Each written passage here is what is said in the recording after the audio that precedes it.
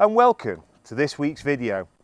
Rather than telling you about how great the railway is, the services we offer, or the numerous reasons why you should come and volunteer with us, we thought we'd turn our attention to the main stars, which, don't worry, isn't me.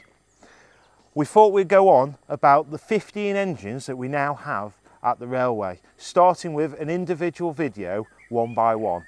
And what better way to start this series than with my favourite engine on site, Norfolk Pioneer.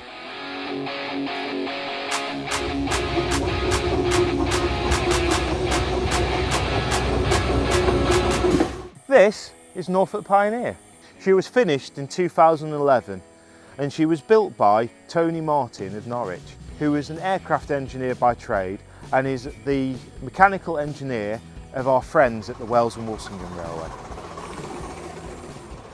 She was conceived to be the second engine at the Wells and Walsingham, so she had to be built for the job. She is a 2-6-0 configuration with a tender. What powers this amazing engine are some awfully big cylinders for this gauge. We have some 5-inch bore by 6-inch stroke cylinders, all on Walshart's valve gear. To feed those enormous cylinders that give her the power is this huge boiler. This boiler is a bit of a hybrid. She contains part of the original Garrett Boiler from Norfolk Hero at Wells and Walsingham, as well as a lot of new components. The boiler started life, as I say, on the blue Garrett at the Wells and Walsingham. When it was life expired for the Garrett, the firebox still had a lot of life in it. And the Commander Francis, who the engine is named after, donated the boiler to Tony, who took that to Mervyn, his friend down in Suffolk, who helped him rebuild this boiler into the powerhouse that it is now. Commander Roy Francis was an inspiration to many.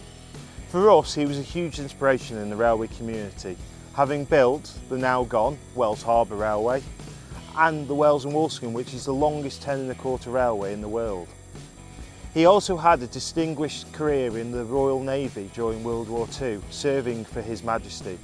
And we felt that when we named the engine after him, Norfolk Pioneer, that it was only fitting that we gave him a salute towards his military career by adding his lieutenant's badge to the nameplate.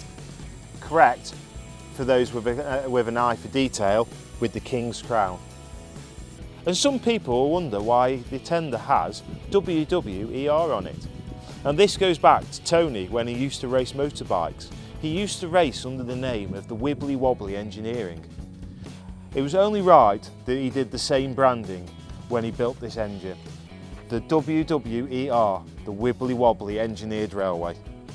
She has these beautiful headlights.